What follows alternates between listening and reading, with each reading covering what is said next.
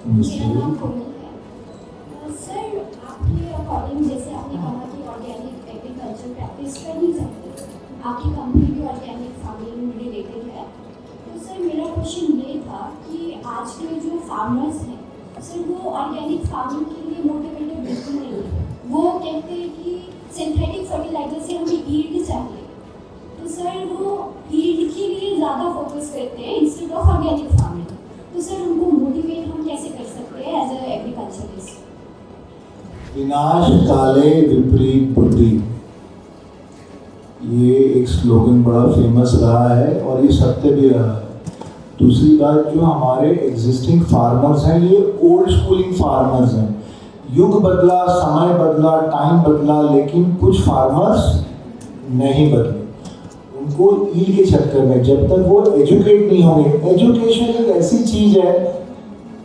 Okay, I think वहाँ पीछे बहुत मोमेंट है, should I stop? Okay, so coming back to your question, ये जो सद्बुद्धि चीज है ना, सद्बुद्धि हम बोलते हैं ना, सद्बुद्धि, ये सद्बुद्धि का मतलब होता है, इंग्लिश में उसको विजडम बोलते हैं। अगर विजडम आनी हो तो एक 25 साल के 15 साल के बच्चे को भी आ जाती है, और अगर विजडम नहीं आनी हो तो 82 साल के बुढ़े को भी नहीं आती।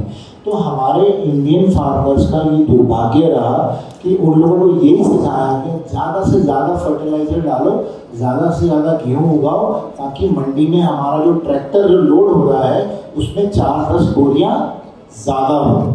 लेकिन उनको ये समझ नहीं आता, अगर फाइनेंशियल अकाउंट समझ में आता हो और फाइनेंशियल मैनेजमेंट समझ आता हो, और अगर थोड़ी सी भी विजडम हो कि नहीं हमारे को कम कैपिंग में काम करना है और हमको उतने पैसे फिर भी उतने ही मिलने हैं, ये बात जब तक उनको वो एजुकेट नहीं होंगे उनको समझ नहीं आएगा। अब आता है सवाल का जवाब देना।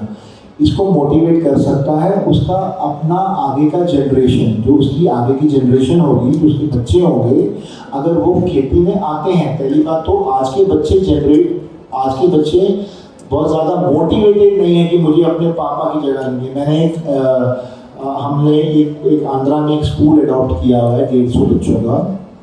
तो वो सारे ना वहाँ पे ऑर्फन, मतलब जो बच्चे होते हैं छोटे, मतलब जिनके माँ बाप अफोर्ड नहीं कर सकते, मैक्सिमम किसान के बच्चे हैं।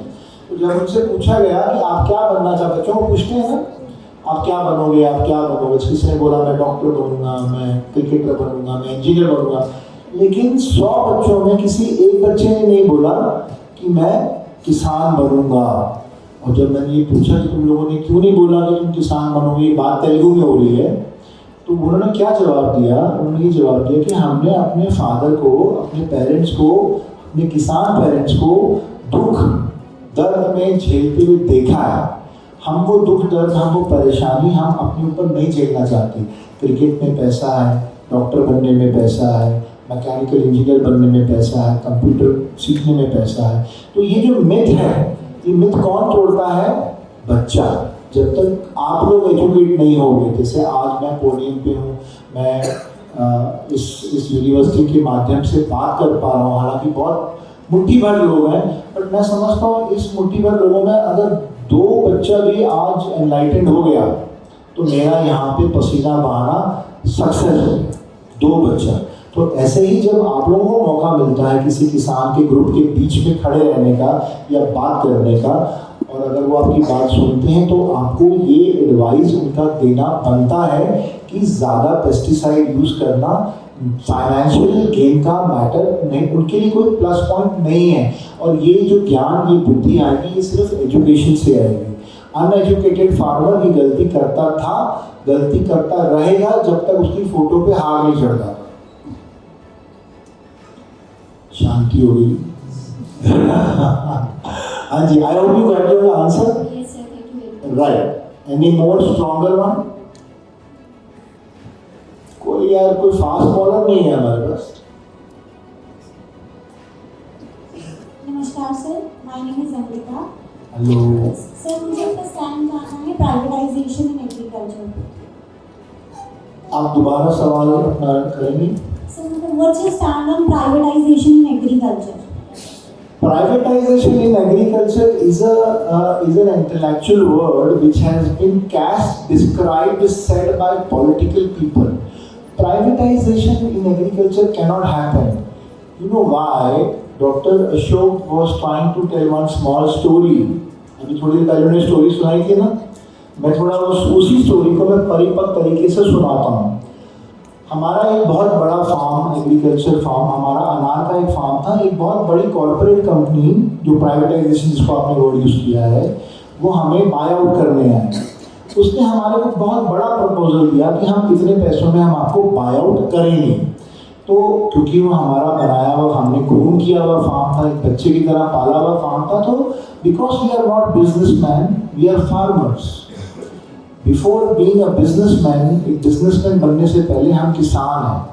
तो उसकी वजह से हम इमोशनल स्टक में हो गए। हमारा रोड, हमारे पास एक बॉटल नेक था जिसकी वजह से हमने वो बेचना पसंद नहीं किया। लेकिन मेरी मदर ने जब ये स्ट्रेस देखा तो मेरी मदर ने कहा पुत्र तू बेच दे। तो मैंने मम्मी को यही बोला कि मम्मी आप भी यार उनकी तरफ हो गए हो। तो मेरी मदर ने क्या जवाब दिया, जब तू घर आता है तो तेरे ऊपर 2-2.5 किलो मिट्टी होती है, तेरे जूते मिट्टी से लिपटे हुए होते हैं, तेरे पैंट में मिट्टी होती है, तेरी दाढ़ी में मिट्टी होती है, तेरे बालों में मिट्टी होती है।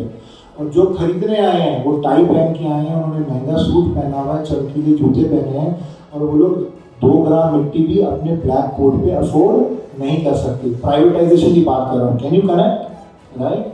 तो मैंने मदर की बात मान के वो जो फार्म प्रोजेक्ट था वो मैंने बेच दिया।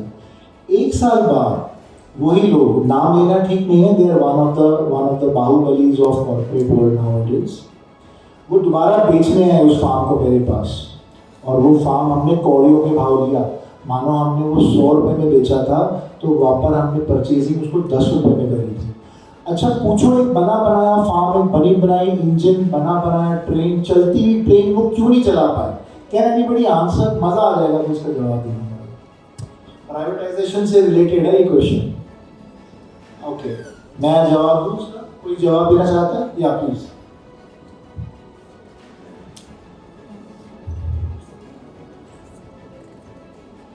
सर मेरा मानना है कि वो ये उस फील्ड को इसलिए नहीं चला पाए क्योंकि उनका उस फील्ड से कनेक्शन नहीं था। वो जो कॉर्पोरेट वाले थे उन्होंने अपनी तरफ से कुछ हायर लेबर रख ली होगी, खुद उन्होंने उस पर ज्यादा ध्यान नहीं दिया। उनको प्रॉफिट से मतलब था पर फील्ड के वेलफेयर से नहीं। तो फिर उनका यही था कि वो अपने बोर्ड रूम्स में आराम से एसी वाले कमरों में बैठा करते थे, और जो लेबरर थे जिनको उस फील्ड से कोई कनेक्शन नहीं था, जिनका खून पसीना नहीं बहा था, वो जितना काम करे ना करे उन्हें दिन की दिहाड़ी उतनी मिलनी थी। तो फिर वो भी बस बेयर मिनिमम उन्होंने काम किया। उस वजह से वो खेत बर्बादी की कगार पे आ गया।